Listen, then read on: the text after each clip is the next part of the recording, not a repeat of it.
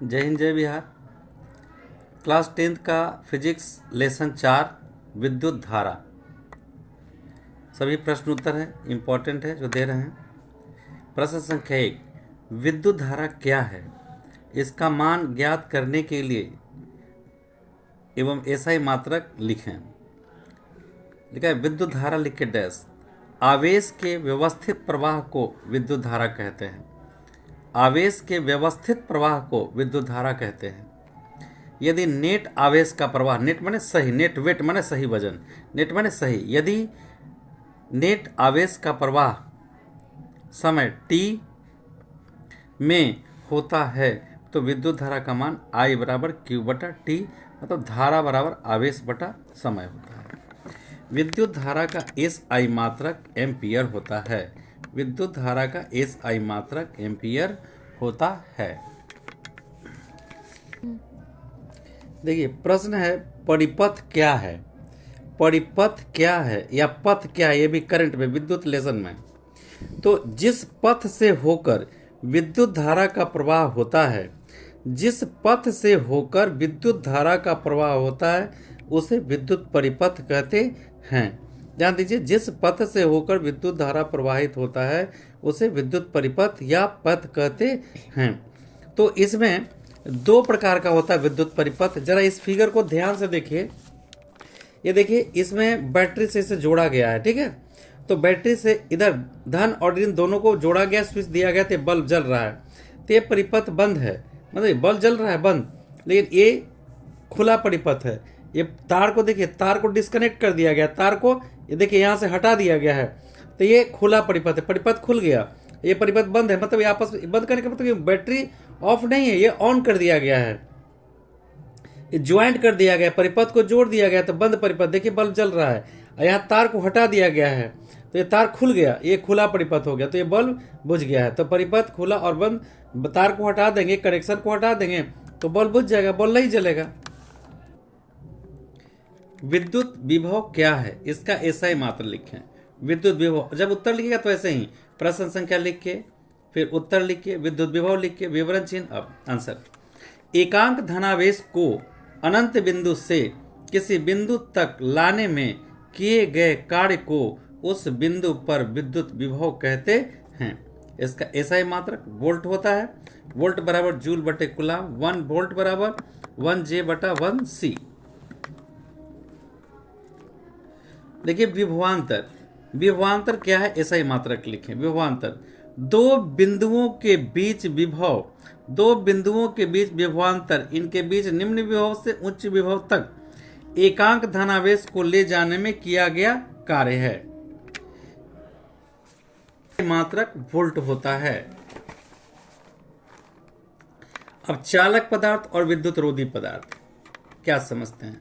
चालक पदार्थ लिखे जाए, ऐसे पदार्थ जिनसे होकर विद्युत आवेश उनके एक भाग से दूसरे भाग तक जाता है चालक पदार्थ कहे जाते हैं। जैसे धातु का कोई तार हो, मनुष्य का शरीर हो या जानवर का शरीर, पृथ्वी, ये सब तुरंत उससे होकर धारा एक जगह से दूसरी जगह प्रवाहित होने लगता है। अब विद्युत रोधी, विद्युत रोधी या कुचालक वैसे पदार्थ जिनसे होकर विद्युत आवेश एक भाग से दूसरे भाग तक नहीं जाता है विद्युत रोधी कहे जाते हैं। जैसे कांच, लकड़ी, रबड़ इत्यादि। ये इंपॉर्टेंट प्रश्न है, ये भी इंपॉर्टेंट है। इधर जितना दिए हैं सब इंपॉर्टेंट क्वेश्चन अभी तक है, चारों पांचों। किसी चालक का प्रतिरोध किन किन बातों पर निर्भर करता है। किसी चालक का प्रतिरोध निम्नलिखित बातों पर निर्भर करता है। नंबर 1, तार की लंबाई पर। यदि किसी तार का प्रतिरोध R उसकी लंबाई L के समानुपाती हो तो R समानुपाती L होगा। पॉइंट नंबर 2, तार की मोटाई पर। यदि किसी तार का प्रतिरोध R उनके अनुप्रस्थ काट के क्षेत्रफल A के व्युत्क्रमानुपाती होता है। यह किसी तार का प्रतिरोध R उनके अनुप्रस्थ काट के क्षेत्रफल A के व्युत्क्रमानुपाती होता है। R समानुपाती 1/A, L/A। देखिए जो प्रश्न दिए थे, किसी चालक का प्रतिरोध किन किन बातों पर निर्भर करता है, उसमें छोटा हुआ है। निम्नलिखित बातों पर निर्भर करता है। एक, तार की लंबाई। यदि किसी तार का प्रतिरोध R उसकी लंबाई L के समानुपाती हो तो R समानुपाती L होता है। तार की मोटाई पर यदि किसी तार का प्रतिरोध R उसके अनुप्रस्थ काट के क्षेत्रफल A के व्युत्क्रमानुपाती होता है तो R समानुपाती 1/A। तीसरा है चालक के पदार्थ पर यदि किसी विभिन्न पदार्थों के तार समान लंबाई और समान मोटाई के हों तो उनके प्रतिरोध भिन्न भिन्न होते हैं। चौथा नंबर, चालक के ताप पर ताप बढ़ने पर चालक का प्रतिरोध बढ़ता है। अगला क्वेश्चन है धारा की प्रबलता क्या है, इसका ऐसा ही मात्रक लिखें। धारा की प्रबलता, किसी चालक से प्रवाहित धारा की प्रबलता उस चालक के अनुप्रस्थ काट से होकर एकांक समय में प्रवाहित आवेश का परिमाण है। विद्युत धारा का ऐसा ही मात्रक एम्पियर होता है। तो धारा की प्रबलता और विद्युत धारा एक ही लगभग है। ओम का नियम लिखकर सत्यापित करें। चलिए ओम का नियम लिख करके डैश देंगे। यदि किसी चालक के ताप में परिवर्तन न हो तो उसमें प्रवाहित विद्युत धारा उसके सिरों के बीच आरोपित विभवांतर के समानुपाती होता है। पहले एक और भी परिभाषा था, अचर ताप पर चालक से प्रवाहित धारा चालक के सिरों के बीच विभवांतर के समानुपाती होता है। तो जो याद हो वो लिख लेंगे। I समानुपाती भी यानी I बराबर V/R, ये ओम का नियम कहता है। जहाँ R नियतांक ताप अचर रहने पर, जिसे चालक का प्रतिरोध कहते हैं। अब प्रयोग द्वारा ओम के नियम का सत्यापन देखिए। एक शुष्क सेल, एक ammeter A, voltmeter V, switch S तथा एक नाइक्रोम तार के टुकड़े PQ को संयोजित किया गया है। अगर ये चित्र साफ है तो ठीक है, नहीं तो हम एक साफ चित्र आपको दिखा रहे हैं, आप इसे बनाएंगे। जो भी साफ लगे फिगर बिल्कुल साफ बनाएंगे, स्पष्ट बनाएंगे, अस्पष्ट नहीं बल्कि सुस्पष्ट बनाएंगे तो ज़्यादा अच्छा होगा। देखिए यही फिगर है, वोल्टमीटर, तार, एमीटर, स्विच, ये सब यहाँ पे साफ साफ दिख रहा होगा। ये साफ देख लीजिए। ये ओम के नियम का सत्यापन, विद्युत परिपथ की परिभाषा तो हम आपको समझा ही चुके हैं, दोनों में हम दिखा दिए हैं। स्विच एस को बंद करने पर परिपथ में धारा प्रवाहित होने लगती है, यानी स्विच ऑन करने पर। एमीटर ए परिपथ में प्रवाहित होने वाली धारा आई को मापता है। एमीटर का मतलब मीटर, घर में हम जो प्रयोग करते हैं उसको मीटर कहते हैं, लेकिन वास्तव में उसका नाम एमीटर होता है। यदि वोल्टमीटर भी नाइक्रोम के तार PQ के सिरों P और Q के बीच का विभवांतर भी हो, देखिए ये नाइक्रोम का तार है, इसके बीच का विभवांतर भी है, यही तार है PQ। पुनः एमीटर तथा वोल्टमीटर के पठन को नोट करते हैं। इस प्रयोग को बारी बारी से 3, 4 और 5 सेलों को परिपथ से जोड़कर दोहराते हैं, मतलब हम बैटरी की संख्या को बढ़ाते जाएंगे, 1 गो, 2 गो, 3 गो, 4 गो, और देखेंगे फिर धारा को मापेंगे। अब यदि विभवांतर V को X अक्ष पर तथा धारा I को Y अक्ष पर लेकर V तथा I के बीच एक ग्राफ खींचा जाए तो एक प्राप्त ग्राफ सरल रेखा होता है। इससे सिद्ध होता है कि यह विद्युत धारा I विभवांतर V के समानुपाती होता है। देखिए ये चित्र है, विभवांतर V है, इधर विद्युत धारा है, इधर 2 है तो इधर 1 है, इधर 4 है तो 2 हो गया, ये 6 है तो 3 हो गया। तो इधर जैसे जैसे हम विभवांतर बढ़ा रहे हैं धारा बढ़ रहा है, दोनों एक सीधा रेखा में, इधर से पॉइंट आया, इधर से पॉइंट आया, और मिला के एक सरल रेखा प्राप्त होता है। ओम के नियम का देखिए हम यहाँ पे बनाए हुए हैं, ये फिगर आपको दिखाएं, वही फिगर है, सेम चीज़ साफ देखिए, इसलिए किताब से दिखा दिए हैं। अब आगे किसी सेल के विद्युत वाहक बल और विभवांतर में अंतर बताएं। एकांक धनात्मक आवेश को बंद परिपथ का एक पूरा चक्कर लगाने के लिए सेल द्वारा किए गए कार्य को सेल का विद्युत वाहक बल कहते हैं, जबकि बाह्य प्रतिरोध से होकर एकांक धनात्मक आवेश को भेजने में सेल द्वारा किए गए कार्य को सेल का विभवांतर कहते हैं। ऐसे भी 2 बिंदुओं के बीच विभव के अंतर को विभवांतर कहते हैं, शॉर्ट में भी कहीं कहीं मिलता है। विद्युत वाहक बल और विभवांतर का मात्रक समान है, इसका ऐसा ही मात्रक वोल्ट होता है।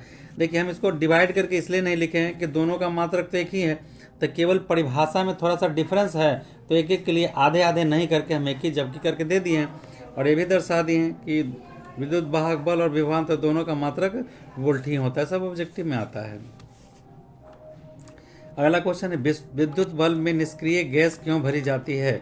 यदि विद्युत बल्ब में लगे फिलामेंट यानी तंतु में हवा की उपस्थिति में विद्युत धारा प्रवाहित की जाए, मतलब आम हवा ऑक्सीजन वगैरह में, तो यदि विद्युत बल्ब में लगे फिलामेंट तंतु में हवा की उपस्थिति में विद्युत धारा प्रवाहित की जाए तो यह हवा के ऑक्सीजन से ऑक्सीकृत होकर भंगुर हो जाएगा, टूट जाएगा, भंगुर होकर टूट जाएगा। इसलिए फिलामेंट को बनाने के लिए कांच के बल्ब के अंदर की हवा को निकालकर निष्क्रिय गैस भर दी जाती है। गैसों के निम्न दाब पर भरा जाता है जिससे कि संवहन द्वारा उष्मा की हानि कम से कम हो, यानी न्यूनतम हो। सवाल इंपॉर्टेंट है, ये भी विद्युत वाला इंपॉर्टेंट है। प्रतिरोध क्या है, इसका ऐसे ही मात्रा के लिखें। किसी चालक के सिरों के बीच विभवांतर एवं प्रवाहित धारा का अनुपात प्रतिरोध कहलाता है तथा धारा प्रवाह के विरोध की माप होती है। यदि चालक के सिरों के बीच विभवांतर भी तथा प्रवाहित धारा आई हो, विभवांतर भी इंग्लिश का लेटर भी है तथा विभव धारा आई हो, तो चालक के प्रतिरोध R का सूत्र R बराबर V/I और का SI मात्रा ओम होता है। 1 ओम बराबर 1V/1 एम्पियर। देखिए ये प्रतिरोध आप देख सकते हैं, जैसे आप पोल पर खुला तार, आजकल तो सब कवर वाला तार आ गया इंसुलेटेड, लेकिन खुला तार में अगर आप देखें इंसुलेटेड में भी हो जाता है कभी कभी, जहाँ पोल में कनेक्शन होता है तो आप कभी कभी पाएंगे कि कहीं तार गर्म हो रहा है, वहाँ से चिनगारी दे रहा है, तो वहाँ वही है प्रतिरोध। तब विद्युत के बहाव में जो रुकावट आता है तो रेसिस्टेंस कहते हैं। कैसे रुकावट आता है, मान लीजिए चिड़िया कोई चीज़ को तार ला के उस पर रख दिया तो धारा को बहने से रोक रहा है, पर उसका विरोध कर रहा है, तो विरोध प्रतिरोध हो जाता है। प्रतिरोध तो उसी को कहते हैं ना। तो विद्युत के बहाव में जहाँ रुकावट आएगा, तार रखेगा तो विद्युत धारा प्रवाहित हो रहा है, तो उसमें कहीं ना कहीं डिस्टर्बेंस आता है। जैसे आप रास्ते में चल रहे कोई ईंटा रख देंगे तो आप कैसे जाएंगे, डिस्टर्ब तो हो जाएगा, आपके स्पीड में कमी आ जाएगी या गिर सकते हैं कुछ भी। उसी तरह से करंट होता है। तो विद्युत के बहाव में जो रुकावट आता है और वहाँ चिंगारी सा दिखता है, वही प्रतिरोध होता है। देखिए कि चिंगारी तार हीट कर रहा है, कभी कभी गड़ जाता है हीट करने से। चिड़िया वगैरह खोता उता लगाता है तो कभी कभी भी ऐसा ज्वाइंट पर मिलता है, तो देखें कि तार हीट कर रहा है, तो वही प्रतिरोध होता है। अगला है विद्युत बल्ब का एक स्वच्छ नामांकित चित्र। देखिए ये विद्युत बल्ब का चित्र बना हुआ है। हम और भी साफ फिगर दिखा रहे हैं आपको, कर रहे हैं दिखाने का। देखिए ये विद्युत बल्ब का बना हुआ है नामांकित चित्र।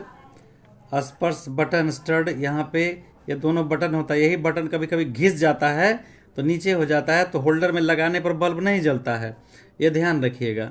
ये कांच का होता है चार कवर। ये टंगस्टन का तंतु या फिलामेंट ये टंगस्टन का बना होता है। प्रश्न आएगा कि तंतु किस चीज़ के बने होते हैं, तो टंगस्टन के बने होते हैं। एकदम ध्यान रखिएगा कि इसका फिलामेंट टंगस्टन का बना होता है। क्वेश्चन है किसी विद्युत हीटर की डोरी उत्तप्त नहीं होती जबकि उसका तापन अवयव हो जाता है। तो आंसर है विद्युत हीटर में लगे तापन अवयव का प्रतिरोध विद्युत हीटर की डोरी के प्रतिरोध की अपेक्षा काफ़ी अधिक होती है। चूँकि किसी चालक में विद्युत धारा के प्रवाह के कारण उत्पन्न ऊष्मा चालक के प्रतिरोध के समानुपाती होता है। H समानुपाती R यानी हीट तथा T नियत रहने पर, इसलिए हीटर का तपन अवयव तो उत्तप्त हो जाता है परंतु हीटर की डोरी उत्तप्त नहीं होती। मतलब कि जो तार है वो हीट करने लगता है, बाकी उस पर प्रभाव नहीं पड़ता। प्रश्न है इम्पोर्टेंट है, विद्युत फ्यूज क्या है। तो आप देखते हैं आपके घर में जो एक चीनी मिट्टी का लगा होता है वो फ्यूज होता है, उसमें एक तार पतला सा लगाया जाता है जिनका गलनांक बहुत कम होता है। जैसे ही आपको घर में टीवी फ्रिज कूलर शॉर्ट मारेगा तो फट से वो फ्यूज उड़ जाते हैं, या मोटर में प्रेशर आएगा तो शॉर्ट फ्यूज उड़ जाते हैं, जिससे आपके घर में लगे उपकरण बच जाते हैं। आजकल तो उसके जगह पर आपको ये आ रहा है, उसको MCV कहते हैं। अगर कहीं शॉर्ट सर्किट होता है तो पट से MCV आपका गिर जाएगा और घर में लगे हुए टीवी फ्रिज कूलर पंखे आदि जो भी चीज़ हैं वो नष्ट होने से बच जाते हैं। तब फ्यूज़ भी प्रयोग होता है मेन स्विच के पास और मीटर के पास प्रयोग होता है। क्योंकि मीटर तो आपको जो एमीटर जिसको कहते हैं वो तो श्रेणी क्रम में जोड़े जाते हैं, बाकी सभी समानांतर क्रम में जोड़े जाते हैं। तो मीटर में आपको फ्यूज दिया जाता है ताकि अगर मीटर में लाइन ओवरलोडिंग यानी अतिभारण और लघु पतन अगर हो तो फट से मीटर का फ्यूज उड़ जाए, मीटर सेफ रह जाए। और उसके बाद आपके घर में अगर किसी तरह का डिस्टर्बेंस हो तो बोर्ड में फ्यूज होता है। कभी कभी बोर्ड का फ्यूज जो होता है वो कड़ा रहता है, मतलब सख्त होता है, सख्त तार का, जैसे तैसे तार का बांध देते इधर उधर का तो उसका गलनांक कम होता है, परिणाम तो ही होता है कि टीवी फ्रिज कूलर जल जाता है। तो इससे बचने के लिए आजकल एमसीबी, मेन स्विच के पास एमसीबी लगा दिया जाता है। जैसे ही शॉर्ट कहीं भी लगेगा, हल्का सा भी लगेगा, वो पट से एमसीबी गिर जाएगा, और किसी व्यक्ति को करंट भी लगा तो पट से एमसीबी गिरेगा और आदमी बच सकता है। तो सुरक्षा की दृष्टि से आजकल घर में एमसीबी लगाया जाता है। अगर आपके घरों में नहीं लगाया तो फ़ौरन मिस्त्री से सलाह लेकर के और घर को एमसीबी से कनेक्ट करिए। चलिए विद्युत फ्यूज देखिए क्या है। विद्युत फ्यूज या फ्यूज बहुत कम गलनांक वाले पदार्थ का एक छोटा तार होता है, जिसे विद्युत परिपथ में सुरक्षा की दृष्टि से लगाया जाता है। जबकि अति भारण या लघु पतन मतलब ओवरलोडिंग कभी कभी हो जाता है, और लघु पतन शॉर्ट सर्किट जिसको कहते हैं, हम आगे समझाएंगे कि कारण विद्युत परिपथ में अधिक प्रबलता की विद्युत धारा प्रवाहित होने लगती है, तब फ्यूज गल जाता है, जिसे फ्यूज का उड़ जाना कहते हैं, और यह विद्युत परिपथ भंग हो जाता है। फ्यूज जब उड़ जाएगा तो आपका विद्युत परिपथ है वो भंग हो जाएगा, और मतलब कनेक्शन क्या बोलते हैं उसको, लाइन सब बंद हो जाएगा। लाइन बंद होने के कारण आपका परिपथ चालू नहीं रहेगा, सब बुझ जाएगा। फिर आप फ्यूज बांधिएगा तो, और क्या रहता है, टीन और शीशा का बना हुआ रहता है हल्का सा, ताकि वो जल्दी से गल जाए। अभी विद्युत परिपथ में अति भारण क्या है। अभी जो हम बताया, अति भारण मतलब ओवरलोडिंग। अति माने ओवर, अभारण मतलब भार, मतलब लोड, लोड से लोडिंग हो गया। यदि किसी विद्युत परिपथ में लगे उपकरणों द्वारा खींची गई विद्युत ऊर्जा उस परिपथ में उपयोग में लाए जाने वाले तारों की महत्तम धारा प्रवाहित करने की क्षमता से अधिक होती है, तो ये अतिभारण उत्पन्न होता है। अतिभारण के कारण तार गर्म हो जाता है और क्षतिग्रस्त हो जाता है। इसको और अच्छी तरह से समझिए। जैसे आपका तार जो है वो कम पावर का है, और आप विद्युत जो परिपथ से आप लाइन ले रहे हैं वो लाइन ज़्यादा पावर में खींच रहा है, तो तार गर्म होके और आपस में वो तार, जैसे कह सके हैं आपका दो 10 केजी वजन, 40 केजी वजन ले चलने का क्षमता है, और आप पर हम 80 केजी लाद देंगे, तो क्या होगा, अंत में थोड़ी देर चलने के बाद आप बैठ जाइएगा। तो उसी तरह से तार की जो क्षमता होती है, सब 3, 20, 7, 22, सब तार का अलग अलग ये नाम होता है। मतलब किसकी कितनी कैपेसिटी है, तार का कितना लोड लेके विद्युत धारा को खींच सकता है, उसी के हिसाब से। अगर तार की क्षमता कम है, महीन वाला पतला सा तार है, उस पर हीटर चला दीजिएगा तो हीटर तो तेजी में खींचता है, पड़ापड़ पड़ापड़ सब तार उड़ जाएगा। ठीक है, इसी तरह से सब तार की क्वालिटी है, और क्वालिटी के 3, 20, 7, 22 वगैरह वगैरह बहुत सारे और बता दूं आपको कि तार जो विद्युत सप्लाई में जोड़ा जाता है 11,440 वगैरह का, तो सबका डॉग तार होता है। सबका तार का अलग अलग नाम है, ST, LT सब अलग अलग होता है। ठीक है, तो जो है LT ST भी होता है, उसमें भी LT मतलब लो टेंशन, ST मतलब हाई टेंशन। तो हाई टेंशन तार से कनेक्ट किया जाता है, तो वो कितना धारा लेने वाला है उसके हिसाब से उस तार में फ्यूज जोड़ा जाता है। मतलब मेन सप्लाई ST हो गया, हाई टेंशन। हाई टेंशन से हम ट्रांसफार्मर में लाइन लेते हैं, तब वो ट्रांसफार्मर हमको लो वोल्टेज यानी 440 का लाइन देता है, हम अपने घर में 220 लेते हैं। देखिए, जो आपके आम घरों में लाइन आता है जो तार सप्लाई से, वो 440 होता है। 11,000 जो मेन सप्लाई तार है वो, उसको LT तार, डॉग तार बोलते हैं। उस तार से ST तार से LT तार में ट्रांसफार्मर से लेते हैं। ट्रांसफार्मर उसको फिर हमको देता है 440 का लाइन। तो कम करके ट्रांसफार्मर भी 2 किस्म का होता है, step up transformer and step down transformer. तो यहाँ जो लगा होता है हमको, वो स्टेप अप ट्रांसफार्मर लगा होता है, कम वोल्टेज को ज़्यादा वोल्टेज में चेंज करके। और हमको कभी कभी आप सुनते हैं कि वोल्टेज नहीं, ट्रांसफार्मर ख़राब हो गया, तो वही है। पहले एक LT ट्रांसफार्मर होता, एक क्या बोले, step up transformer, step down transformer. जहाँ से लाइन आता है स्टेप डाउन रहता है, वहाँ लोड करके लेता है, फिर हमको देता है LT तार से, ST तार से आता है। फिर वो हमको जो देता है ना, वो स्टेप अप ट्रांसफार्मर होता है, कम वोल्टेज को ज़्यादा वोल्टेज में बदल के और हमको सप्लाई में देता है। तार कनेक्ट करके हम अपने तार से घर में लाइन लेके आए हैं। अब मान ले कि मेन तार जो लिए हैं वो हमको 1,000 वाट तक का उसकी कैपेसिटी है। अब 2,000 वाट हम उस पर लोड दे दिए, टीवी फ्रिज कूलर चला के, चाहे तो हीटर चला के, बस तार गर्म होकर एकदम पड़पड़ा के सब उड़ जाएगा। इसी को ओवरलोडिंग बोलते हैं। यही से तो तार की जितनी क्षमता है उससे अधिक अगर हम विद्युत धारा प्रवाहित करवा लेंगे उससे ज़बरदस्ती, तो तार में सर्किट लग जाएगा, मतलब तार में वो गल जाएगा, सब आपस में चपक जाएगा। तो ये होता ओवरलोडिंग। तो यही है विद्युत परिपथ थी अतिभारण। यदि किसी विद्युत परिपथ में लगे उपकरणों द्वारा खींची गई विद्युत ऊर्जा टीवी, फ्रिज, कूलर जो भी है, जितना ऊर्जा खींच रहा है, उस परिपथ में उपयोग में लाए गए तार का महत्तम धारा प्रवाहित करने की क्षमता से अधिक हो। मतलब तार की कैपेसिटी कम है लाइन का लोड लेने का, और ज़्यादा कैपेसिटी उससे आ रहा है, तो यहीं पे ओवरलोडिंग के कारण तार सर्किट हो जाता है, मतलब परिपथ भंग हो जाता है, तार सब जल जाता है, गल जाता है, तो अति भारण उत्पन्न हो जाता है। अति भारण के तार गर्म हो जाता है और तार डैमेज भी हो जाता है, क्षतिग्रस्त हो जाता है, और फिर परिपथ भंग हो जाता है। परिपथ तो बता ही हैं। यहाँ जो परिपथ हम बताएं कि बैटरी से जोड़ के दिखा रहे हैं, तो ये जो हम लाइन सप्लाई लेते हैं पोल से, वो भी तो परिपथ हुआ, जो वहाँ से आके मीटर में आया, मीटर से आके फिर हमारे पास घर में आया, बोर्ड में आया, बोर्ड से टीवी में आया, ये भी एक तरह से परिपथ है। तो लाइन उड़ गया, फ्यूज उड़ गया, फ्यूज उड़ने के बाद सप्लाई मेरा बंद हो गया, तो ये पूरा परिपथ का क्रम होता है, मतलब तार डिस्कनेक्ट हो गया। एक लघु पथन है, लघु पथन अगर आगे है या नहीं ध्यान में नहीं आ रहा है। लघु पथन, तो लघु पथन क्या होता है, उसको लघु मतलब शॉर्ट, अब पथन माने सर्किट।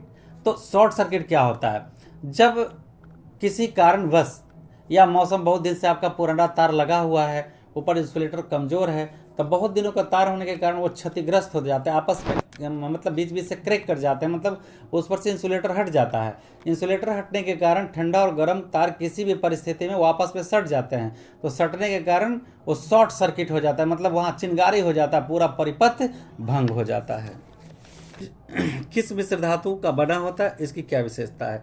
तो विद्युत फ्यूज का जो तार है जस्ता और लेड, जस्ता और सीसा, जैसे कि हम पहले भी बताए हैं, जस्ता और सीसा टीन के मिश्र धातु का बना होता है। इसकी विशेषता क्या है, फ्यूज तार की विशेषता यह होती है कि इसकी प्रतिरोधकता अधिक और गलनांक कम होता है। इसलिए जब विद्युत परिपथ में अचानक विद्युत धारा की प्रबलता आवश्यकता से अधिक बढ़ जाती है, तब विद्युत धारा उत्पन्न अत्यधिक ऊष्मा फ्यूज के तार को पिघला देती है और विद्युत परिपथ टूट जाता है। इससे परिपथ में लगे विभिन्न उपकरण जलने से बच जाते हैं। ये भी इम्पोर्टेंट क्वेश्चन है। अगला, घरेलू विद्युत परिपथों में श्रेणी क्रम संयोजन का उपयोग क्यों नहीं किया जाता है।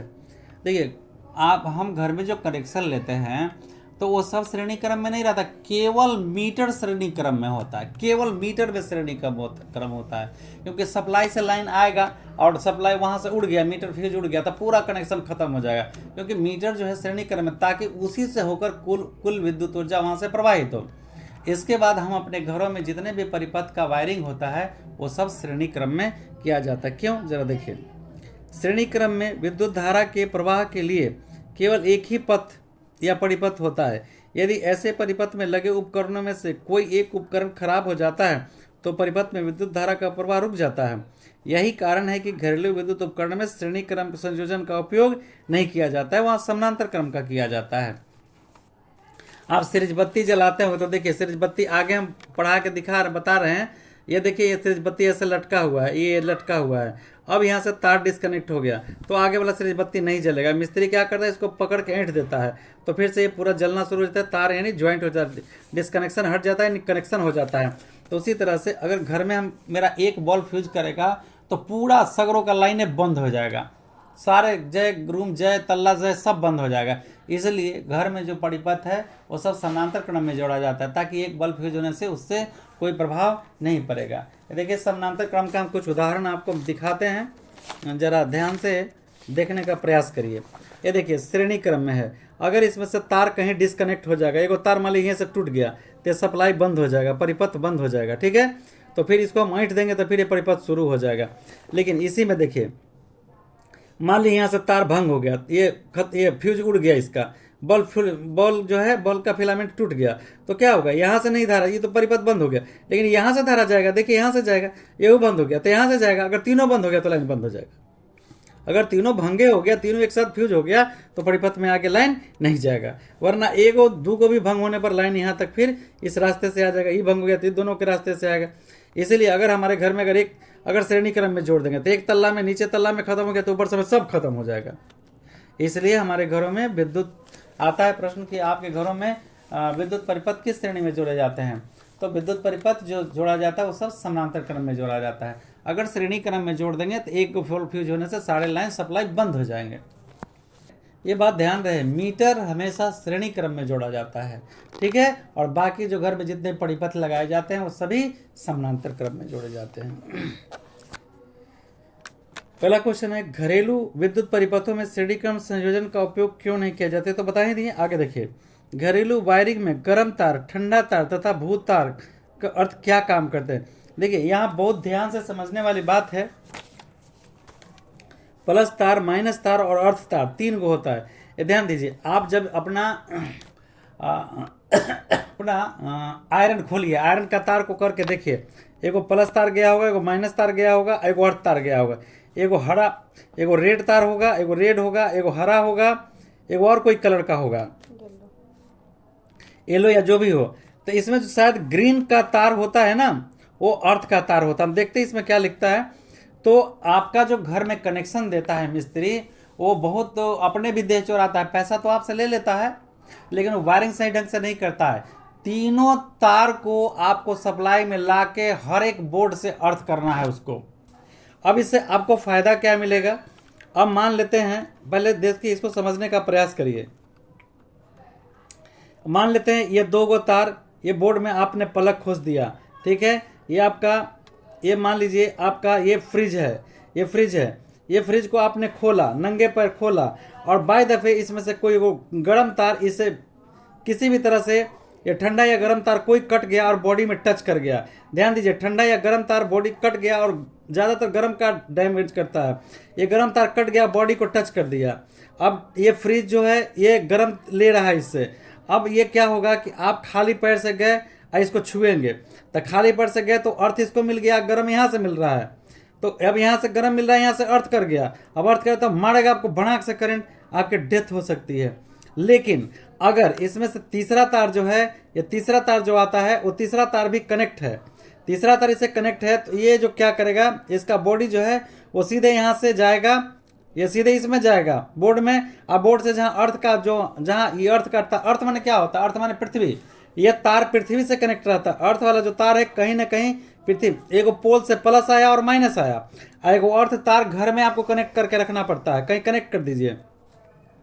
जैसे यहाँ, जैसे ये गर्म तार और ठंडा तार कैसे जलता है, ध्यान दीजिए, गर्म तार और ठंडा तार कैसे जलता है। अब यहाँ आया, ये ठंडा और गर्म तार आया, ये मान लीजिए ये बल्ब है, ये बल्ब यहाँ पे बल्ब हमने लगा दिया। अब ये बल्ब से गर्म तार और ठंडा तार जा रहा है, ठीक है। अब एक तरफ से प्लस जा रहा है और दूसरी तरफ से माइनस वापस आ रहा है, गर्म जा रहा है, दूसरा वापस आ रहा है। जैसे खाते हैं तो उसको खाली करना पड़ता है, दूसरी सवाल, हम जाते हैं तो वापस आना पड़ता है। एक ही बार आदमी आया है तो एक बार आता है तो एक बार जाता भी दुनिया छोड़ के।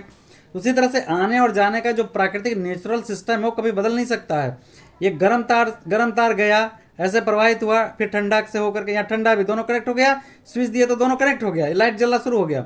अब ये तो लाइट जलना है, प्रकाश हमको दे रहा है, तो यहाँ से गर्म जा रहा है, फिर यहाँ से ठंडा वापस आ रहा है, ये जा रहा है, आ रहा है, ये सर्किट इसी तरह से ये आया, फिर वापस गया, पोल से रिटर्न, फिर वापस गया, ऐसे ही चलते रहता है क्रम, और इस तरह से बल्ब जलता है।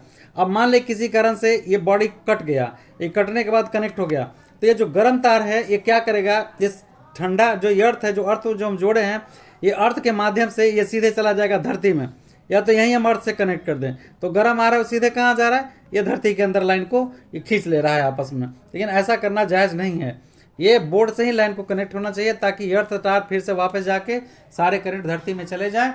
तो आया कैसे, मीटर से किस में आया, फ्रिज में आया, फ्रिज से फिर हम वापस लौट के कहाँ जा रहे हैं, अर्थ में, तब आपको करंट नहीं मारेगा। तो सुरक्षा की दृष्टि से बहुत ख्याल रखना पड़ता है कि ये तार को हम बॉडी अर्थ करवा दें कि कहीं ना कहीं कोई दिक्कत होने पर ये करंट ना लगे, लेकिन मिस्त्री करता नहीं है। तो चलिए अब हम इस पर फिर से एक बार ध्यान दें। घरेलू वाले में गर्म तार, ठंडा तार और भू तार, मतलब ठंडा वाला, ठंडा भू तार नहीं होता है, ध्यान दीजिए, अर्थ तार उसको बोलते हैं। गर्म प्लस और माइनस आप पोल से खींचते हैं। अब बहुत लोग क्या सोचते हैं कि पोल से प्लस तार ले लिए और घर में से ठंडा ले लिए, और कभी घर पहुंच रहे हैं मार रहा जनाजन, कभी चपक सकते हैं इससे। आप ऐसी गलती करने का प्रयत्न न करें। ये को ले लिए यहाँ से, दोनों तार, नियम वही है कि ठंडा और गर्म दोनों ट्रांसफार्मर से आता है और दोनों को लेना चाहिए। चलिए आंसर, घरेलू वायरिंग में प्रायः 3 प्रकार के तार लगे रहते हैं। इनमें एक गर्म तार जिसे हम विद्युन्मय तार कहते हैं, होता है जो सामान्यतः लाल रंग का होता है। चलिए गर्म तार लाल रंग का हो गया। आप घर में भी पहचानना हो तो देखिए कि मिस्त्री दो कलर का वायरिंग करता है। गलती से भी अगर वायरिंग में कराना हो तो एक ही तार से मत करवा लीजिएगा, नहीं तो गर्म ठंडा नहीं पहचाना ना तो सारा बाल खड़े हो जाएंगे। सामान्यतः लाल रंग का गर्म तार होता है। इसके द्वारा विद्युत आपूर्ति से प्राप्त प्रत्यावर्ती धारा प्रवाहित होती है। देखिए प्रत्यावर्ती धारा का दिश धारा भी प्रवाहित हो सकती है, ऐसा कोई बात नहीं है, लेकिन हम पोल से जो लेते हैं एसी करंट होता है, अल्टरनेटिव करंट, प्रत्यावर्ती धारा। और मान लें कि हम अपने घर में जनरेटर से ज्वाइंट कर दिए तो क्या उससे गर्म तार नहीं आएगा? उससे भी तो गर्म ही आएगा। तो ये ठंडा और मतलब इसका कहने का मतलब है कि सभी लोग जनरेटर थोड़ी चलाते हैं। मतलब मेन तार जो गर्म तार होता है वो एसी तार होता है। बात समझ में आया? तो एसी अल्टरनेटिव करंट और डीसी डायरेक्ट करंट। तो डीसी करंट जो होता है, हम शादी विवाह में जनरेटर मंगवाते हैं तो जनरेटर से डीसी करंट पैदा लेता है। एसी अल्टरनेटिव करंट पोल से जो आते हैं ना वो अल्टरनेटिव करंट होते हैं। एसी से डीसी में बदला जा सकता है, पर डीसी से एसी में बहुत प्रॉब्लम होता है। दूसरा ठंडा तार होता है जिसे हम उदासीन तार कहते हैं, जो सामान्यतः काले रंग का होता है। चलिए ध्यान दीजिए, उदासीन तार काले रंग का होता है। यह 0 वोल्ट पर रहता है और यह विद्युत धारा को वापस ले जाता है। देखिए मैंने बताया ना कि प्लस तार आया, यहाँ हम अभी बता रहे थे, ये मान लेते हैं ये बल्ब है आपका। अब यहाँ से प्लस माइनस 2 तार कनेक्ट हुआ, ये बल्ब आपका जलना शुरू हो गया। तो प्लस इधर से जाता है और माइनस के थ्रू फिर वापस आता है। फिर ये पोल से ऐसे सीरीज चल, कहाँ जाता है? बोले कहाँ जाता है? तो लाइन कहाँ से आया? पोल से आया, तो फिर वापस पोल तक जाता है। यह क्रम चलते रहता है, आना जाना। आप कहीं से तार को काट के देख लीजिए, पोल से तार को काट दीजिए, बीच से तार को काट दीजिए, डिस्कनेक्शन होगा और नहीं चलेगा तार। क्योंकि लाइन अगर गर्म तार आ रहा है, ठीक है, गर्म तार तो आ गया आपका, ये गर्म आ गया और ठंडा बीच में है ये नहीं, तो दोनों का कनेक्शन नहीं हुआ तो कैसे चलेगा? आपको पता है ये बोर्ड में ये दोनों, ये बोर्ड है आपका, अगर ठंडा तार कट चुका है तो दोनों बोर्ड के पॉइंट में आप डालिएगा ना टेस्टर, तो दोनों तरफ में टेस्टर जलने लगेगा। तो समझ लीजिए कि ठंडा तार आपका कट चुका है, माइनस तार आपका कट चुका है, कहीं ना कहीं कोई गड़बड़ी है, कहीं गल गया है, फॉल्ट से या पोल से छोड़ दिया है।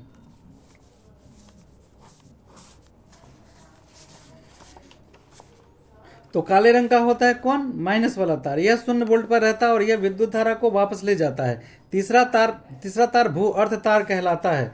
यह वायर भू संपर्क तार रहता है जो जमीन से, जो सामान्यतः हरे रंग का होता है। यह विद्युत आपूर्ति को किसी प्रकार से प्रभावित नहीं करता। यह घर के निकट पृथ्वी में काफी नीचे मिट्टी में दबी हुई धातु के प्लेट से, चालक प्लेट से जुड़ा रहता है। भू तार सुरक्षा की दृष्टि से लगा रहता है। देखिए कैसे कर रहा है, जो भू तार अर्थ तार है सुरक्षा की दृष्टि से घर में लगाए जाते हैं।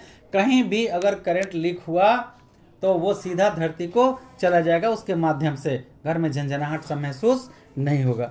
जो व्यक्ति गलती से ठंडा तार लिए हुए रहते हैं घर में, अगर बरसात में चारों तरफ पानी भर जाए और संपर्क में आ जाए तब पूरे घर में करंट आ जाएगा और एक भी आदमी नहीं बचेंगे।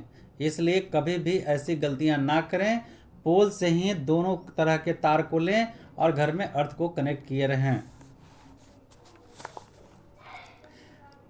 देखिए पढ़ाने वाले लोग को पढ़ाना काम है, बहुत लोग तो एक्सपर्ट बनते हैं। मैं देखिए टिप्पणी नहीं करता, पर जो विद्युत के बारे में ना भी जानते हैं बड़े बड़े बखान करते हैं। ये विद्युत क्या चीज़ है मैं आपको बता रहा हूँ, ध्यान से तरह से जहाँ तक हमें इस जानकारी जिस क्षेत्र में मैं बताने का प्रयास कर रहा हूँ। ये तार से प्लस आया, ये तार से प्लस आया, ये तार से माइनस आया। मैं बार बार बता रहा हूँ कि ये बल्ब तभी जलेगा जब दोनों तार, ये बल्ब है, ये तार तभी जलेगा। मान लें हम इस तार को डिस्कनेक्ट कर देते हैं यहाँ से तो नहीं जलेगा, क्योंकि प्लस तो यहाँ से आया लेकिन ये जाने के बाद फिर जाएगा कहाँ? ये तो यहीं रुक गया। तो जब तक ये जाएगा नहीं फिर ये क्रम कैसे चलेगा?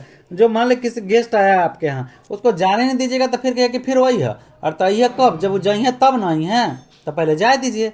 तो लाइन जाएगा वापस लौट के और फिर एक सर्किट चलते हुए रहता, परिपथ चलते हुए रहता। आगे हम दिखाएंगे परिपथ कैसे, बंद फ्यूज और खुला फ्यूज हम आपको दिखाएं कि तार डिस्कनेक्ट हो गया तो बल्ब बुझ गया था। ये ध्यान रखिएगा। एक बात हम सावधानी के लिए बता दे रहे हैं, ये मान लीजिए आपका प्लस तार है और ये माइनस तार है, तो दोनों तार में अगर ज्वाइंट करना है, ये ध्यान रखिए। अगर आप कभी काम करते हो तो थोड़ी बहुत जान लीजिए, क्योंकि घर का काम कोई मिस्त्री 500 रुपये दे लिए बुलाते नहीं है, ध्यान दीजिएगा। अगर यहाँ तार हमको ज्वाइंट करना है फिर से तार को, तो एगो तार को बड़ा रखेंगे, एगो तार को छोटा करेंगे इधर से, ठीक है। तो इसका जो ज्वाइंट है यहाँ हो जाएगा और इसका ज्वाइंट है यहाँ हो जाएगा। अब बोलेंगे ये दोनों तार समान क्यों नहीं रखेंगे? मान ले बाई दफे यहाँ पे एक कवर कट गया, जो आप टेप लगाए हैं वो कट गया, तो ये तो इसके संपर्क में आ जाएगा। ये सीधे सीधे जब रहेगा, यहाँ कनेक्शन सीधे सीधे करिएगा, तो मान ले दोनों तार कभी ये हट गया इंसुलेटर, इसका भी हट गया, तो दोनों रहेगा शॉर्ट कट जाएगा। इसलिए अगर आगे पीछे रहेगा, अगर ये टूट भी जाएगा बाई दफे, तो ये आपस में सटेगा नहीं और ये कवर और इस तरह से आपका तार डैमेज नहीं होगा। दूसरी सवाल है कि अगर आप यहाँ बिजली के पोल को यहाँ ये ज्वाइंट तार को आप कनेक्ट कर रहे हैं, ठीक है, ये ज्वाइंट तार को आप कनेक्ट करें, ये प्लस तार है, ये माइनस तार है, कुछ भी हो, ठीक है। अब ये ध्यान रखना है, जब आप कनेक्ट कर रहे हो तो आप इंसुलेटेड शूज़ जरूर पहनें। इंसुलेटेड शूज़ मतलब उसमें कटा फटा नहीं हो, सोल अच्छा हो, कांटी नहीं लगा हो, और कोशिश करिए कि इतना के बावजूद भी सूखा लकड़ी पर चढ़ के ही इस तार को कनेक्ट करें। अब होगा ही कि कभी बाई दफ़े हाथ से पिलास कटा हुआ है या किसी भी तरह से विद्युत के संपर्क में आपका अगर हाथ आ जाएगा तो आपको करंट नहीं लगेगा, बिल्कुल नहीं लगेगा, आपको डरने की जरूरत नहीं है। हल्का झटका देगा पर कुछ नहीं होगा, ठीक है। और आराम से अगर चाहेंगे तो दोनों तार को अपने हाथ से पकड़ के और एकदम ऐंठ सकते हैं इसको, आपको करंट नहीं मारेगा। बताइए, बात का ध्यान रहे कि केवल प्लस तार को ही रखना है, माइनस तार टच भी नहीं करना है, गलती से भी टच नहीं करना है। अगर टच करेंगे तो पूरा बाल खड़ा हो जाएगा, दुनिया को छोड़ के जाना पड़ेगा, ये बात का ध्यान रखिएगा।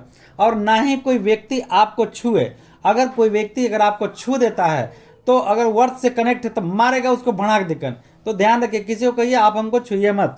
आप बेंच पर, टेबल पर, कुर्सी पर खड़ा होकर दोनों तार को हटा दीजिए, उसको इंसुलेटर से मतलब क्या करिए, उसको कवरेज कर दीजिए, मतलब उस पर टेप लगा दीजिए। या ठंडा तार भी अगर कस रहे होते हैं, बात का ध्यान रहे, ठंडा तार में तो एकदम जरूर झटका नहीं मारेगा ये, लेकिन ये थोड़ा सा झटका मारता है। बोले कैसे झटका मारता है, इस बात का क्या प्रमाण है?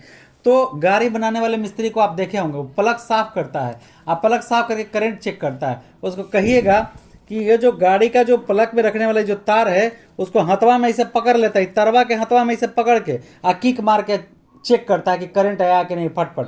तो बोले उसको करंट नहीं मारता है, तो नहीं मारता है, केवल एक ही है ना, चप्पलवा न पहने हुए रहता है, चप्पल पहने हुए, पहली बात। और दूसरी बात कि उसका करंट अगर हम उसको कस के पकड़ लेंगे तो पूरे शरीर सर्किट हो जाता है और करंट का एहसास नाम मात्र जैसे चूटी काटने के बराबर होता है। बात समझ में आ गया? आप ऐसा ट्राई नहीं करेंगे, करेंगे तो कस के पकड़ेंगे। अगर आप मोटर वाला जो आपके घर में बाइक वगैरह है उसके तार को चेक करना है तो हल्के मत पकड़िएगा, उसको कस के पकड़िएगा और किक मार के देखिए, आपको कुछ नहीं होगा। तो चलिए, दोनों तार को कनेक्ट करने के लिए हम आपको बता दिए, सूखा चीज पर रहना है, इंसुलेटेड पेंट के चलना है ज़्यादा।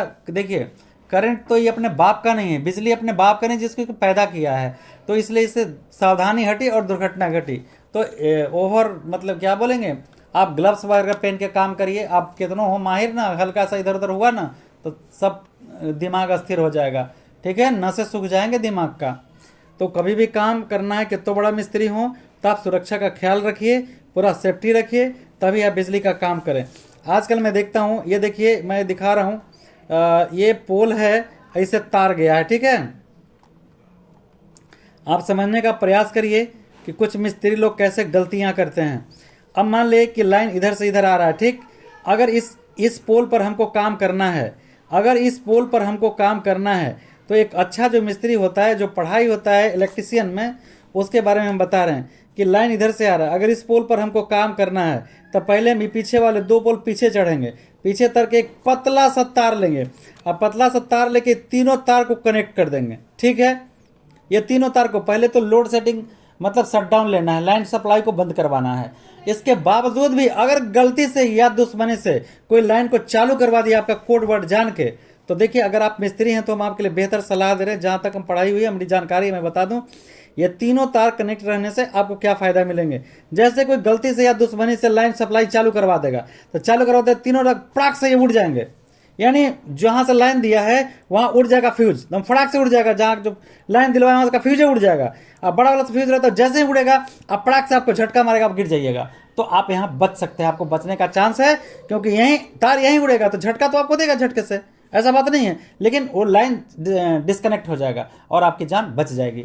तो अगर आप मिस्त्री हैं तो फिर इसके बाद जब यहाँ लाइन चालू काम कर लिए, इस तार को चढ़ के खोल दीजिए और उसके बाद अपना शटडाउन जो लिए हैं उसको लाइन को चालू करवा दीजिए। देखिए, सभी मिस्त्रियों से मैं अपील करता हूँ कि ज़िंदगी बहुत किस्मत से मिलती है, ये बहुत जीवन अनमोल है, आपके पीछे घर और परिवार होता है, आप हेंकड़ी न दिखाएं, लाइन से कभी दुश्मनी, लाइन और पानी से कभी दुश्मनी लेने का नहीं है एकदम। आप पहले सुरक्षा की दृष्टि से, नहीं तो आप अपने जो इंजीनियर है या चीफ इंजीनियर है उसे पूछिए, क्योंकि इंजीनियरिंग के क्षेत्र में ये पढ़ाई किया जाता है इलेक्ट्रिशियन में, कि जब भी बिजली का काम करना हो तो 2-3 पोल पीछे जाके उसको ऐसे ऐसे ज्वाइंट कर दें। और ये ध्यान रहे, जैसे ही सप्लाई आप चालू करवाएंगे उससे पहले ये तार को फिर चढ़ के, केवल चढ़ना ही पड़ेगा ना जी, एक बार खोलना पड़ेगा, तो इस तार को फिर से हटा दें और तब आप सप्लाई चालू करें, आपकी जिंदगियां सुरक्षित रहेंगी। तो चलिए, जहां तक मेरी जानकारी थी हम बता दिए हैं। अगला प्रश्न, टंगस्टन के उच्च गलनांक तथा निम्न प्रतिरोधकता से क्या लाभ है? उच्च गलनांक के कारण यह बिना गले 2700 डिग्री सेल्सियस पर श्वेत तप्त ताप प्राप्त कर लेता है। देखिए, उच्च गलनांक के कारण 2700 डिग्री सेल्सियस पर जाने पर यह श्वेत व्हाइट हो जाता है, और इस तरह से तथा निम्न प्रतिरोधकता के कारण उच्च प्रतिरोध के लिए यह पतले एवं लंबे फिलामेंट के रूप में उपयोग में लाया जाता है। यही बात, देखिए, ये तो जस्ता और टीना का बना होता है, तो क्या बोले, फिलामेंट टंगस्टन का बना होता है, तो 2700 डिग्री सेल्सियस तक ले ये श्वेत हो जाता है। यही बात तो एक इंजीनियरिंग के क्षेत्र में बताया जाता है कि लगभग 3300 डिग्री सेल्सियस पर लोहा लिक्विड हो जाता है, एकदम पानी की तरह बहने लगता है। लेकिन बहुत सारे मैं किताबों में देखता हूँ और पढ़ाने वाले लोग भी पढ़ाते हैं क्या चीज़, वो 1700 पर वो लोहा गल जाता है वात्य भट्टी में, क्या क्या समझ में नहीं आता। खैर, जो है तो पढ़ना पड़ेगा भाई। अगर आप लिख देंगे और जिसको जानकारी नहीं होगा, रटंत वाला ज्ञान होगा, तो वही आपको क्रॉस कर देगा। चलिए, लेकिन यही चीज़ अब आगे जाके पढ़ाई करेंगे तो आपको समझ में आ जाएगा। चलिए, बहुत इंपॉर्टेंट सवाल है ये, एमीटर और वोल्ट मीटर में अंतर। चलिए, एमीटर हम आपको बताए हैं कि आपके घरों में जो मीटर होते हैं वो एमीटर श्रेणी क्रम में जोड़े जाते हैं, ये ध्यान रखिएगा। एमीटर परिपथ से होकर प्रवाहित हो रही विद्युत धारा को मापा जाता है। मीटर में है, एमीटर कहिए मीटर कहिए, वहीं से सारा लाइन आता है, तभी ना पता चलता है कि कितना यूनिट उठा है। अच्छा, वोल्ट मीटर परिपथ में दो बिंदुओं के बीच विभव के अंतर मापने में काम आता है। के श्रेणी क्रम में जोड़ा जाता है, वोल्ट मीटर को समानांतर क्रम में जोड़ा जाता है। वोल्ट जो नहीं उठाने वाला होता है, 220 वोल्ट लिखा होता है उस पर, घर में आपके मेन स्विच जिसको कहते हैं, तो 220 वोल्ट का होता है। तो ऐसी एमीटर के प्रतिरोध बहुत कम होता है और वोल्ट मीटर का प्रतिरोध अधिक होता है। एमीटर और वोल्ट मीटर का उपयोग, एमीटर का उपयोग विद्युत धारा मापने में होता है तथा वोल्ट मीटर का उपयोग विभवांतर मापने में होता है। परिपथ में क्वेश्चन है, परिपथ में एमीटर को श्रेणी क्रम में और वोल्ट मीटर को समानांतर क्रम में क्यों जोड़ा जाता है? आंसर है, एमीटर धारा मापने की एक युक्ति है, अतः इसे विद्युत परिपथ में श्रेणी क्रम में जोड़ा जाता है ताकि कुल धारा इससे होकर प्रवाहित हो। इसके प्रतिरोध बहुत कम होने के कारण प्रवाहित धारा का परिभाषा नहीं बदलता है, परिमाण नहीं बदलता है। वोल्ट मीटर विद्युत परिपथ में किन्हीं दो बिंदुओं के विभव के अंतर मापने की युक्ति है, अतः इसे उन दो बिंदुओं के बीच समानांतर क्रम में जोड़ा जाता है और इससे प्रतिरोध बहुत अधिक होने के कारण यह परिपथ में नगण्य धारा लेता है। क्वेश्चन है, विद्युत प्रतिरोध क्या है, क्या अर्थ है? किसी पदार्थ का वह गुण जो उससे होकर विद्युत धारा के प्रवाह का प्रतिरोध करता है। देखिए, पहले ही बताया प्रतिरोध, विद्युत के बहाव में जो रुकावट आता है उसे प्रतिरोध कहते हैं, शॉर्ट में हम ऐसे कह सकते हैं, विद्युत प्रतिरोध कहा जाता है। भू संपर्क तार क्या है, इसके क्या कार्य होते हैं? भू संपर्क तार घरेलू वायरिंग में गर्म तार एवं ठंडे तार के अतिरिक्त हरे रंग का एक तार होता है जो पृथ्वी के संपर्क में रहता है, यह भूतार संपर्क तार कहलाता है। यह तार सुरक्षा की युक्ति है। कार्य, जब उपकरण के बॉडी, जो बता ही रहते ना आपको, जब उपकरण के बॉडी से गर्म तार किसी दोष के कारण संपर्क में आ जाता है, देखिए गर्म के ही बारे में कह रहा है, आ जाता है, तब बॉडी को छूने से विद्युत का झटका शरीर को लगता है या मौत भी हो सकती है। परंतु भू संपर्क तार बॉडी से जुड़ा रहता है तो यह विद्युत धारा को कम प्रतिरोध का पथ पृथ्वी की ओर प्रदान करता है। जो करंट आया प्लस और फिर हम अर्थ तार से जोड़े हुए माइनस की तरफ जाके चला गया धरती के अंदर, अतः शरीर का धारा प्रवाहित नहीं हो पाती, अतः हम सुरक्षित रह जाते हैं। इंपॉर्टेंट क्वेश्चन है। अगला क्वेश्चन है, विद्युत धारा द्वारा प्रदत्त ऊर्जा की दर का निर्धारण कैसे किया जाता है? दर मतलब खर्च हो गया। वो विद्युत ऊर्जा की दर निर्धारण निम्नलिखित प्रकार से किया जाता है। यदि भी वोल्ट विभवांतर के कारण आई एम्पियर की धारा प्रवाहित होती है, संयंत्र से प्रवाहित होती है, तो विद्युत धारा प्रदत्त ऊर्जा की दर अर्थात विद्युत शक्ति भी गुना आई वाट होता है। का मान विद्युत शक्ति तथा समय के गुणनफल, विद्युत शक्ति और समय के गुणनफल से प्राप्त होता है। 1 वाट शक्ति का उपयोग 1 आवर तक किए जा तब प्रदत्त शक्ति 1 डब्लू वॉच होता है, परंतु प्रदत्त ऊर्जा का व्यवहारिक मात्रक किलोवाट घंटा, साधारणतः हम इसे यूनिट कहते हैं। आगे हम हिसाब बना के दिखाएंगे कि कैसे बहुत बहुत बहुत सिंपल तरीका से कि आपके घर में बल्ब है, पंखा है, तो कैसे आप उसका यूनिट मापेंगे कि आप कितने बल्ब जला रहे हैं, कितने पंखा चला रहे हैं, कितने हीटर चला रहे हैं, टीवी, फ्रिज, कूलर, और कितना वोल्ट आपका कितना यूनिट उठ रहा है कई दिन में, वो सब हम आगे आपको बताएंगे। अगला क्वेश्चन है, घरेलू विद्युत परिपथों में विद्युतीय उपकरण सभी समानांतर क्रम में क्यों जोड़े जाते हैं? विद्युतीय उपकरण को समानांतर क्रम में जोड़ने का कारण यह है कि ऐसा करने से सभी उपकरणों का एक ही विभवांतर मिलता है तथा प्रत्येक उपकरण को स्वतंत्रता पूर्वक चालित या बंद किया जा सकता है। अगर समानांतर क्रम में जोड़ देंगे तो अगर टीवी बंद हो गया तो सारा परिपथ बंद हो जाएगा फ्यूज जोड़ने से, इसलिए हम वायरिंग को समानांतर क्रम में जोड़ते हैं। घरों के विद्युत में वायरिंग में 2 भिन्न एम्पियर के परिपथों का उपयोग क्यों किया जाता है? देखिए, भिन्न एम्पियर वाले परिपथ का उपयोग तो करना ही पड़ेगा। देखिए आंसर पहले देख लीजिए। घरों में विभिन्न प्रकार के संयंत्रों का उपयोग किया जाता है, जैसे विद्युत बल्ब, पंखा, टीवी, रेडियो, आयरन हीटर इत्यादि। इनमें बल्ब, पंखा, रेडियो तथा टीवी को 5 एम्पियर की विद्युत शक्ति धारा की आवश्यकता होती है, जबकि आयरन हीटर तथा फ्रिज को 15 एम्पियर की धारा का जरूरत होता है। यही कारण है कि घरों के विद्युत वायरिंग में 2 भिन्न भिन्न प्रकार के एम्पियर लगाए जाते हैं। अब मान ले 5 एम्पियर लगा दिए हैं, मान लीजिए कि 5 एम्पियर लगा दिए हैं, ठीक है, परिपथ में 5 एम्पियर का लगाए हुए हैं आप, और मतलब जो सॉकेट होता है ना, सॉकेट जिसको बोलते हैं, सॉकेट जिसको बोलते हैं 5 एम्पियर का सॉकेट, प्लग खोसने वाले को सॉकेट बोलते हैं। तो जब प्लग खोसते हो 5 एम्पियर का लगाए हुए हैं, आप मोटर चला दीजिएगा। अब मोटर 15 एम्पियर से चलता है, 10 एम्पियर से चलता है, 10 एम्पियर से नीचे से नहीं चलेगा, तो क्या होगा, वो तुरंत जल जाएगा, सब खराब हो जाएगा, स्विचो खराब हो जाएगा, प्लगो खराब हो जाएगा, आपको सॉकेट भी खराब हो जाएगा। इसलिए कौन किस पावर दिया गया है। अब बच्चा को हम बोले कि 40 केजी लेके चलो तो चलेगा, जवान को बोलेंगे कि 5 केजी लेके चलो तो झुंझुना समझेगा, तो वो तो अच्छा 5 केजी वाला जवान झोले में टांग के लेके चल जाएगा, लेकिन बचवा से तो नहीं जाएगा। तो उसी तरह से कौन सा साधन मेरे पास कितना विद्युत ऊर्जा ले रहा है, उसके हिसाब से एम्पियर का पावर दिया जाता है। अगर कम एम्पियर लगाएंगे और ज़्यादा विद्युत खींचेगा तो जल जाएगा, वो सब भंग हो जाएगा, नष्ट हो जाएगा। विद्युत तापन युक्तियों जैसे ब्रेड, टोस्टर तथा विद्युत इस्त्री के चालक शुद्ध धातुओं के स्थान पर भिन्न भिन्न धातुओं के क्यों बनाए जाते हैं? विद्युत तापन युक्तियों में से मिश्र धातुओं के चालक इसलिए बनाए जाते हैं क्योंकि मिश्र धातुओं की प्रतिरोधकता एवं गलनांक के मान शुद्ध धातुओं की अपेक्षा बहुत अधिक होते हैं। इनमें से कम विद्युत धारा प्रवाहित होने पर भी अधिक ऊष्मा उत्पन्न होती है और यह पिघलता भी नहीं है। एसआई मात्रक के साथ विद्युत धारा, विभवांतर और प्रतिरोध को परिभाषित करें। ये बहुत इंपॉर्टेंट क्वेश्चन है। मेन है कि प्रतिरोध क्या है, इसे परिभाषित करें और प्रूफ करें, ये मेन क्वेश्चन इसका हुआ। चलिए, पहला एसआई मात्रक के साथ विद्युत धारा। चलिए, विद्युत धारा, तो विद्युत धारा आवेशों के प्रवाह को विद्युत धारा, ये भी है परिभाषा, आवेशों के प्रवाह को विद्युत धारा कहते हैं, ये भी परिभाषा है। किसी सतह को प्रति एकांक समय में पार करते आवेश का परिणाम विद्युत धारा कहलाता है।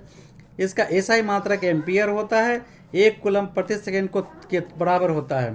विभवांतर, 2 बिंदुओं के बीच विभवांतर एकांक आवेश को एक से दूसरे बिंदु तक ले जाने में विद्युत क्षेत्रफल द्वारा किए गए कार्य के तुल्य होता है। इसका एसआई मात्रक वोल्ट होता है। ऐसा भी कहते हैं 2 बिंदुओं के बीच विभव के अंतर को विभवांतर कहते हैं। प्रतिरोध, देखिए प्रतिरोध, अब यहीं से लॉन्ग क्वेश्चन है, सब एक ही पार्ट में है। प्रतिरोध, किसी चालक का प्रतिरोध उनके सिरों के बीच आरोपित विभवांतर एवं प्रवाहित धारा के अनुपात को कहा जाता है। इसका एसआई मात्रक ओम होता है, जो 1 वोल्ट के बराबर होता है। अब संबंध कैसे है? किसी चालक के सिरे एक्स एवं वाई के बीच विभवांतर मापने के लिए 1 वोल्ट मीटर लगाते हैं। देखिए, इसका हम फिगर दिखाते हैं। देखिए, यही फिगर है 1 2 3 4, ये बैटरी देख रहे हैं ना, ये सब लगाया गया है और ये परिपथ है पूरा, ये एक्स और वाई है, ये एम्पियर है, यहाँ ताप कुंजिकेल लगा है, यहाँ वोल्ट मीटर लगा है, और कैसे कैसे ये काम कर रहा है, ये संबंध को भी हम तुरंत दिखा रहे हैं। देखिए ध्यान से, 1 2 3 कैसे कनेक्शन को दिखाया गया है, ये बहुत ध्यानपूर्वक देखने की बात है। ध्यान से देखिए, ये यहाँ से इस तरह आया हुआ है, ये देखिए ये है, यहाँ एक्स वाई है, एक्स है वाई है, यहाँ प्रतिरोध लगा हुआ है, ये वोल्ट मीटर इसका भी कनेक्शन किया हुआ है, ये स्विच है, ये दाब कुंज के लगा हुआ है, यहाँ से ऐसे करंट आया है। देखिए अब यहाँ से ये देखिए बैटरी के माध्यम से ये सब जुड़ा है, ये बैटरी है, ये बैटरी है, 1 2 3 4 ये बैटरी है, और ये देखिए यहाँ सप्लाई से ऐसे ही कनेक्ट किया गया है ये सभी को। चालक के सिरे x एवं y के बीच विभवांतर मापने के लिए एक वोल्ट मीटर भी है तथा प्रवाहित विद्युत धारा की माप के लिए एक एमीटर है। एमीटर भी इसमें कहीं ना कहीं, एमीटर कहाँ लगा हुआ है, एमीटर ये देखिए यहाँ पे एमीटर लगा हुआ है। एमीटर का उपयोग करते हैं। वोल्ट मीटर के 4 सेलों को चित्र अनुसार देखिए 1 2 3 4 को सेल को हम कनेक्ट किए हुए हैं। एक सेलों को लाकर दोहराते हैं, हम पाते हैं कि प्रत्येक दशा में V/I का मान अचर पाया जाता है, अर्थात विभवांतर बटे विद्युत धारा अचर मान। परिभाषा से अचर प्रतिरोध R है, अतः किसी चालक के सिरों के विभवांतर उसमें प्रवाहित धारा के अनुपात के तुल्य होता है, यह अचर होता है। V/I बराबर, अतः यह अभिष्ट संबंध है। असंबंधित नियम के बारे में जरा जान लीजिए। 1827 ईस्वी में ओम ने बताया कि किसी धातु के तार में प्रवाहित होने वाली धारा I उस तार के सिरों के बीच विभवांतर के समानुपाती होती है, बशर्ते तार का ताप अचर रहे। इसे ओम का नियम भी कहा जाता है। अचर ताप रहने के कारण प्रतिरोध, ताप प्रश्न है यहाँ पे कि ओम के नियम में ताप अचर क्यों होता है। पहले क्वेश्चन आएगा ओम का नियम क्या है, इस नियम में ताप अचर क्यों होता है।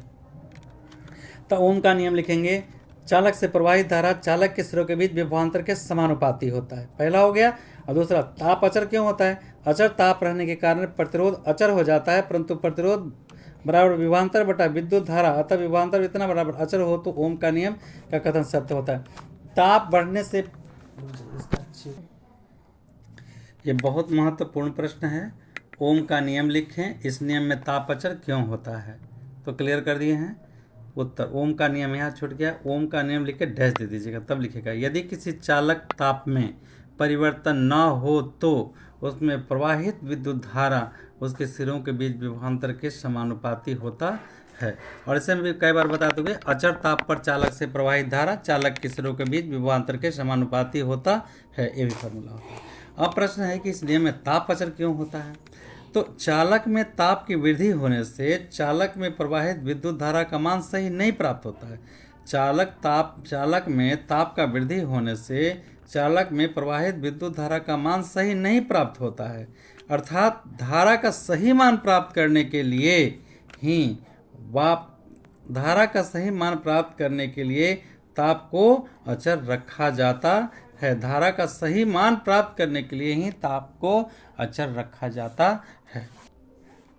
अब प्रतिरोधों का समूहन क्या है। समूह मतलब एकत्रित करना। जब कई प्रतिरोध आपस में जोड़कर अधिकतम मान का प्रतिरोध या न्यूनतम मान के प्रतिरोध प्राप्त करते हैं, उसे हम प्रतिरोधों का समूहन कहते हैं।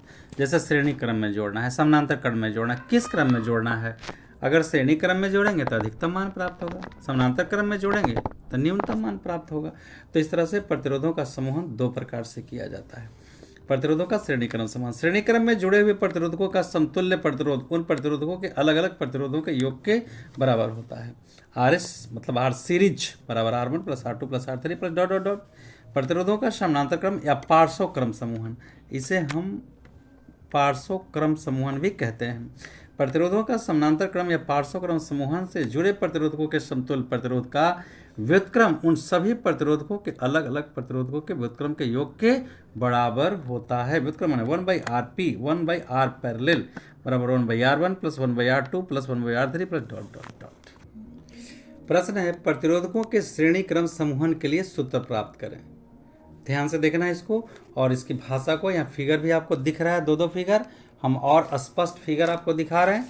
ये देखिए 2 फिगर है, ये दोनों फिगर लेना है। कैसे कैसे समझना है, ये पूरा परिपथ पूरा है। कैसे, ये बैटरी है, यहाँ से धारा चला A पर, अगर ये फिलामेंट है तो ये जल रहा है बल्ब, तो यहाँ से B पर आएगा, B से अगर ये जलेगा तो C पर आएगा, ये जलेगा तो D पर आएगा।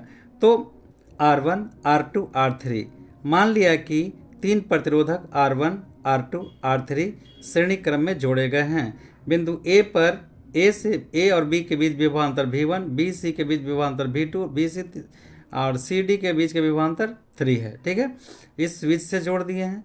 अब यहाँ जैसे ही स्विच ऑन करेंगे ये करंट इसमें प्रवाहित होना शुरू, जैसे प्लस माइनस, कैसे प्लस से चला आया, फिर माइनस से होते हुए फिर ये चला, फिर ये सर्किट चालू हो गया। अगर इसे हम भंग कर देंगे, तार को कट कर देंगे, तो पूरा परिपथ भंग हो जाएगा। तो यहाँ पे इस जो भाषा है ये ए से बी पर आएगा। अगर ये बल्ब जलेगा तब ई बल्ब जलेगा, तो बी से सी पर आएगा। अगर ई बल्ब जलेगा तो सी से डी पर आएगा। इसका विभवांतर R1 का विभवांतर V1, इसका V2 और इसका V3, और इन सभी से होकर के I धारा प्रवाहित हो रही है। अगर ये तीनों बल्ब जल रहा है सलामत, तो अगर यहाँ से करंट आएगा तो सीधे A से D पर आ जाएगा और इसका प्रतिरोध RS होगा। अब इसी फिगर को मान लिया के रूप में कैसे लिख दिया गया है, बस हम यहाँ विस्तार कर दे रहे हैं। देखिए AB, BC और CD, AB, BC और CD तीन प्रतिरोधक श्रेणी क्रम में जोड़ दिए गए हैं। उनके प्रतिरोध क्रमशः R1, R2, R3 यह परिपथ के सिरे A पर और D बैटरी के ध्रुवों से जोड़े गए हैं। A से लाइन चला, फिर D पर, इस तरह से A से D पर कनेक्ट करने के बाद इसको बैटरी से जोड़ दिया गया है। मान लिया कि तीनों प्रतिरोधकों से धारा I प्रवाहित हो रही है। देखिए धारा यहाँ I प्रवाहित हो रही है और इन प्रतिरोध को AB, BC तथा CD के सिरों के बीच विभवांतर V1, V2, V3, V1, V2 और V3 हैं। अब ओम के नियम के अनुसार क्या होगा, तो V1 जैसे फार्मूला होता है V बराबर IR, ओम के नियम का था V बराबर IR, तो यहाँ तो V1 है, तो V1 बराबर IR1 हो जाएगा। उसी तरह से V2 बराबर IR2, V3 बराबर IR3, 1 2 3। मान लिया कि A और D के बीच समतुल्य प्रतिरोध R है। देखिए A और D के बीच समतुल्य प्रतिरोध यहाँ लिखा RS, फिगर जो हमने आपको दिखाया। देखिए फिर से यहाँ पर फिगर, A और D के बीच समतुल्य प्रतिरोध, A से D पर समतुल्य प्रतिरोध RS है। इसमें R1, R2, R3 था प्रतिरोध, इसका समतुल्य प्रतिरोध RS मतलब R सीरीज है। तो A और D के बीच समतुल्य प्रतिरोध RS हो तो ओम के नियम से V बराबर IR, यहाँ पर S हो जाएगा। नंबर 4, अब 1, 2, 3 को जोड़े हैं V1, V2, V3, V1, V2, V3, तो IR1, IR2, IR3 से जोड़ दिए, I यहाँ पर छोड़ दिए। अब देखिए यहाँ V1, V2, V3 बराबर के जगह हम V लिख सकते हैं, क्योंकि V बराबर V1 plus V2 plus V3 होता है। इसके बाद ध्यान जरा देखिएगा, V बराबर क्या है यहाँ IRS, V बराबर है IRS छोटा s, I V के जगह IRS, कहाँ से, फ्रॉम 4 से।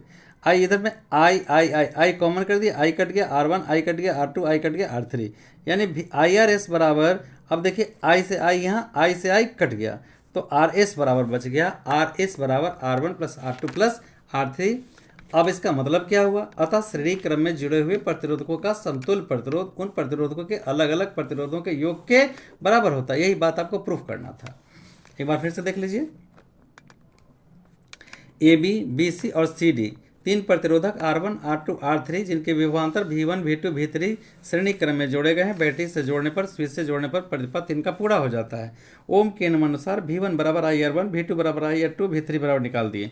अगर तीनों का समतुल्य प्रतिरोध RS हो तो A से D पर आने में प्रतिरोध V बराबर विभवांतर बराबर IRS होगा। अब 1, 2, 3 को जोड़ दिए तो यहाँ ये मिल गया है। इसके बाद V1, V2, V3 की जगह हम V लिख सकते हैं, तीनों को जोड़ के 1 हो गया। ये मान I कॉमन कर लिए, कट गया और प्रूफ हो गया। अगला फिगर है पार्श्व या समानांतर क्रम में समूहन के लिए सूत्र प्राप्त करें। ये देखिए ये पार्श्व क्रम समूहन का फिगर है। ये देखिए यहाँ बैटरी लिया गया है, ठीक है, बैटरी यहाँ से करंट चला, ये धारा A पर 3 भागों में ये बंट गया, I1, I2, I3। इसका R1 प्रतिरोध R1 है, इसका R2 R3 है, फिर ये गया करंट और यहाँ पे आगे एकत्रित हो गया, ठीक है। एक डिस्कनेक्ट भी हो जाएगा, यानी फलक टूट भी जाएगा ये फिलामेंट, तभी भी करंट यहाँ आ जाएगा। फिर एक सर्किट ऐसे चलना शुरू हो गया। अगर इन तीनों के बदले अगर धारा I प्रवाहित हो तो A और B पर के समतुल्य प्रतिरोध के यहाँ पर देखिए ये प्रतिरोध जो है पैरेलल प्रतिरोध RP कहलाएगा, पैरेलल प्रतिरोध RP कहला जाएगा, विभवांतर V कहला जाएगा, क्योंकि इसी से होकर के VA जा रहा है, इससे भी VA जा रहा है, इससे भी विभवांतर का VA है मान। अब देखिए इस फिगर के साथ बिंदु A पर यह धारा 3 भागों में बंट जाती है। 3 प्रतिरोधक जिसके प्रतिरोध क्रमशः R1, R2 तथा R3 है, पार्श्व क्रम में समानांतर क्रम में जोड़े गए हैं। बैटरी द्वारा परिपथ में प्रवाहित धारा I बिंदु A पर यह धारा 3 भागों में, A पर यह धारा 3 भागों में, ये देखिए A पर यह धारा 3 भागों में बंट गई और फिर B पर एकत्रित हुई, 3 भागों में बढ़ जाती है। मान लिया कि R1, R2, R3 से प्रतिरोध वाले प्रतिरोधकों से क्रमशः I1, I2, I3 धारा, देखिए I1, I2 और इससे I3 धारा प्रवाहित हो रही है। बिंदु B पर तीनों धाराएं पुनः एक बन जाती है। मान लिया कि ए और बी बिंदुओं के बीच विभवांतर भी है, प्रत्येक प्रतिरोध से ए और बी के बीच जुड़ा हुआ है, इसलिए प्रत्येक सिरों के बीच विभवांतर भी होगा। तो आई बराबर I1 I2 I3, ये तीनों से हो गया तो आई ये धारा जा रही है, फिर तो एकत्रित हो रहा है, तो आई के जगह हम I1 I2 I3 कर सकते हैं। ये कहाँ से, ये नंबर 1 कर नियम पर आ जाते हैं। I1 बराबर क्या है, ओम के नियम में आई लेंगे, V बराबर IR। तो यहाँ पे मेरा जो धारा है वो न 3 भाग में डिवाइड हुआ है, तो इसलिए हम यहाँ I का मान निकाल देंगे। I बराबर हो जाएगा V बटा R। तो I बराबर V बटा R, तो हम I को हम सीधा इधर कर लेंगे, जैसे हटा दिए हैं। तो I1 बराबर V बटे R, तो I1 बराबर V बटे R1, I2 बराबर V बटे R2, I3 बराबर V बटे R3। अब यदि ए और बी के बीच का समतुल्य प्रतिरोध I बराबर V बटे RP होगा, V बटे R हुआ तो RP R पैरेलल हो जाएगा। छोटका चित्र के अनुसार 2 3 4 को जोड़े, I1 I2 I3, इधर बोला कभी इसको जोड़ दिए, इसको जोड़ दिए, जोड़ के इतना आ गया। I1 I2 का मान I होता है, कहाँ से, फ्रॉम X से आप देख सकते हैं, इधर जस के तस छोड़ दिए। I का मतलब V बटा RP, ये देखिए I का मतलब V बटा RP, कहाँ से, फ्रॉम इतना से, ये लिख दिए। V 1/RP, V को अलग कर दिया, 1/RP बच गया। इसमें भी V को कॉमन कर लिए, तो V कटने के बाद ऊपर से खाली 1 1 1 बच गया, V से भी कट गया, यही आपका प्रूफ हो गया। ये बहुत इंपॉर्टेंट है, कई बार आ चुका है, समानांतरकरण और श्रेणीकरण समूहन, तो इसे कंप्लीट कर लेंगे। अब जो आंकिकी प्रश्न बच गया है, विद्युत का खर्च, बल्ब के जला रहे हैं तो कैसे खर्च निकालेंगे, पंखा चला रहे हैं तो कैसे खर्च निकालेंगे, श्रेणीक्रम समूहन समानांतरकरण समूहन में समतुल्य प्रतिरोध वगैरह निकालने के लिए, न्यूनतम धारा और अधिकतम मान निकालने के लिए, ये सब हम आंकिकी प्रश्न आपको बहुत जल्दी ही दे देंगे। इसे कंप्लीट करें। बहुत सारी शुभकामनाएं आप सबको। जय हिंद, जय बिहार। मेहनत करते रहें और आगे बढ़ते रहें।